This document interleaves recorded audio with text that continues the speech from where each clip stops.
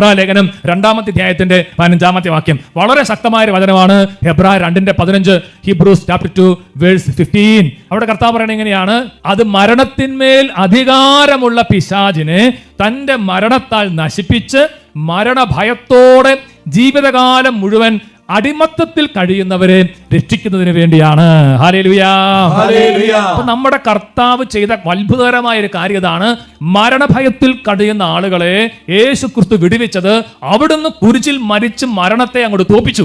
അങ്ങനെ മരണഭയത്തിൽ നിന്ന് നമ്മളെ വിടുവിച്ചു. ഏതെങ്കിലും വ്യക്തികൾക്ക് ഈ വചനം കേൾക്കുമ്പോൾ പ്രിയപ്പെട്ടവരെ, നിങ്ങൾക്ക് ഒരു ഭയത്തിന്റെ മേഖല, മരണഭയത്തിന്റെ മേഖല ഉണ്ടെങ്കിൽ നിങ്ങൾ എളിമയോടുകൂടി പ്രാർത്ഥിക്കണം. കർത്താവായ യേശുക്രിസ്തു ഒരു വിടുതൽ നൽകി വലിയ സ്വാതന്ത്ര്യത്തിലേക്ക് നിങ്ങളുടെ ആത്മാവിനെ നയിക്കാൻ ആഗ്രഹിക്കുകയാണ്. കാരണം കർത്താവ് മരണഭയത്തെ തോപ്പിച്ചവനാണ്. ഹല്ലേലൂയാ, ഹല്ലേലൂയാ, ഹല്ലേലൂയാ, ഹല്ലേലൂയാ. അതുപോലെ തന്നെ പ്രിയപ്പെട്ടവരെ, നമ്മൾ നമ്മുടെ വത്സരങ്ങളുടെ നീളം വർദ്ധിക്കാൻ പ്രാർത്ഥിക്കുന്നതിന് കുഴപ്പമൊന്നുമില്ല. കാരണം ബൈബിളിൽ നമ്മൾ കാണുന്ന ഒരു കാര്യം ഇതാണ്. ഉദാഹരണത്തിന് ഹെസക്കിയ അദ്ദേഹം രാജാവായിരുന്നു, അദ്ദേഹം നീതിയോടെ ജീവിച്ച വ്യക്തിയായിരുന്നു. പക്ഷേ ദൈവം തന്റെ ദൂതനെ അയച്ചു പറഞ്ഞു, ഇത് നിനക്ക് സമയമായി, നീ പ്രിപ്പയർ ആയിക്കൊള്ളുക, ഒരുങ്ങിക്കൊള്ളുക, നിന്നെ ദൈവം വിളിക്കുകയാണ്. ഇവിടെ യെശയ്യാപ്രവാചകന്റെ പുസ്തകം 38-ാമത്തെ അധ്യായത്തിൽ 1 മുതലുള്ള വാക്യങ്ങൾ നമ്മളത് കാണുന്നത്. ദിവസങ്ങളിൽ ഹെസക്കിയ രോഗിയാവുകയും മരണത്തോടടുക്കുകയും ചെയ്തു. ആമോസിന്റെ പുത്രനായ യെശയ്യാ പ്രവാചകൻ അവനെ സമീപിച്ച് പറഞ്ഞു, കർത്താവ് അരുളി ചെയ്യുന്നു, നിന്റെ ഭവനം ക്രമപ്പെടുത്തുക, എന്നാൽ നീ മരിക്കും, സുഖം പ്രാപിക്കുകയില്ല. തുടർന്ന് ബൈബിൾ പറയുകയാണ്, ഹെസക്കിയ ചുമരിന്റെ നേരെ തിരിഞ്ഞ് കർത്താവിനോട് പ്രാർത്ഥിച്ചു. വലിയൊരു പ്രാർത്ഥനയാണ്, ഹൃദയം തകരുന്ന ഒരു പ്രാർത്ഥന. 3-ാമത്തെ വാക്യം എങ്ങനെയാണ്?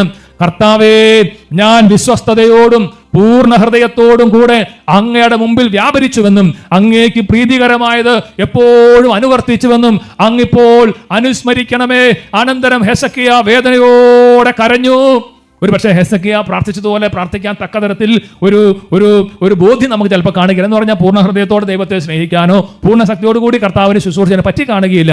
എങ്കിലും നമ്മൾ കർത്താവിനോട് പറയുകയാണ്, കർത്താവേ കരുണയായിരിക്കണമേ എന്ന് ഹെസക്കിയ കരയുകയാണ്. ബൈബിൾ തുടർന്ന് പറയുന്നതാണ്, തുടർന്ന് യെശയ്യായ്ക്ക് കർത്താവിന്റെ അരുളപ്പാടുണ്ടായി, നീ ചെന്ന് ഹെസക്കിയായിട്ട് പറയുക, നിന്റെ പിതാവായ ദാവീദിന്റെ ദൈവമായ കർത്താവ് അരുളി ചെയ്യുന്നു, നിന്റെ പ്രാർത്ഥന ഞാൻ ശ്രവിച്ചിരിക്കുന്നു, നിന്റെ കണ്ണുനീര് ഞാൻ ദർശിച്ചു, ഇതാ നിന്റെ ആയുസ് 15 വർഷം കൂടി ഞാൻ ദീർഘിപ്പിക്കും. നോക്കിയേ, ആയുസിന്റെ മേൽ അധികാരമുള്ളവനാണ് കർത്താവ്. അപ്പോൾ ഒരു വ്യക്തി കണ്ണീരോടെ പ്രാർത്ഥിക്കുമ്പോൾ അവന്റെ ആയുസിന്റെ ദൈർഘ്യം കൂട്ടിക്കൊടുക്കാൻ കർത്താവിന് പറ്റും എന്ന കാര്യത്തിന് സംശയമില്ല. ഹെസക്കിയയുടെ കണ്ണീര് കണ്ടു, അവന്റെ പ്രാർത്ഥന കർത്താവ് കേട്ടു, അവന്റെ ആയുസിന്റെ ദൈർഘ്യം അവിടുന്ന് വർദ്ധിപ്പിച്ചു കൊടുത്തതുപോലെ ഒരു പക്ഷേ പ്രിയപ്പെട്ട സഹോദരങ്ങളെ, ദുഃഖിച്ചിരിക്കുന്ന നിങ്ങളുടെ മേൽ ഇന്ന് ഈ രാത്രി കർത്താവായ യേശുക്രിസ്തു ഒരു കൃപ നൽകി നിങ്ങളുടെ ആയുസിന്റെ ദൈർഘ്യം അവിടുന്ന് വർദ്ധിപ്പിച്ചു നൽകാൻ തീരുമാനിച്ചിരിക്കുകയാണ്. ഹല്ലേലൂയാ, ഹല്ലേലൂയാ. 102-ാം സങ്കീർത്തനത്തിന്റെ 24-ാമത്തെ വാക്യത്തിൽ അതുകൊണ്ടാണ് സങ്കീർത്തകൻ കണ്ണീരൊഴുക്കി ഇങ്ങനെ ദൈവത്തോട് പ്രാർത്ഥിക്കുന്നത്. Psalm 102 verse 24. അവിടെ ഹൃദയം നുറുങ്ങിയ ഒരു പ്രാർത്ഥനയാണ്.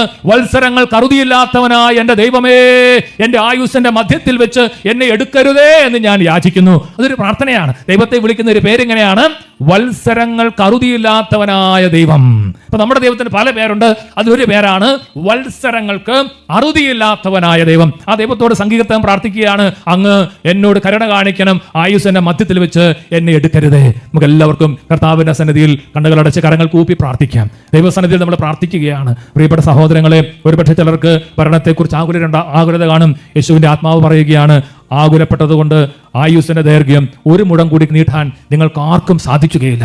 ആകുലപ്പെടുന്നത് കൊണ്ട് ആയുസിന്റെ ദൈർഘ്യം 1 മുഴം കൂടി കൂട്ടാൻ നിങ്ങൾക്ക് പറ്റുകയില്ല. അതുകൊണ്ട് എല്ലാം കർത്താവിന്റെ പക്കലേക്ക് സമർപ്പിക്കാം. യെശയ്യാ 33:6, അവിടുന്നാണ് നിന്റെ ആയുസിന്റെ ഉറപ്പ്, അവിടുന്നാണ് എന്റെ ആയുസിന്റെ ഉറപ്പ്. ഇത് നമുക്ക് ഇടയ്ക്കിടയ്ക്ക് പറഞ്ഞുകൊണ്ടിരിക്കാം. ദൈവത്തിന്റെ ആത്മാവ് നമ്മൾ അഭിഷേകം ചെയ്യും, ശക്തിപ്പെടുത്തും, ബലപ്പെടുത്തും. ആമേൻ.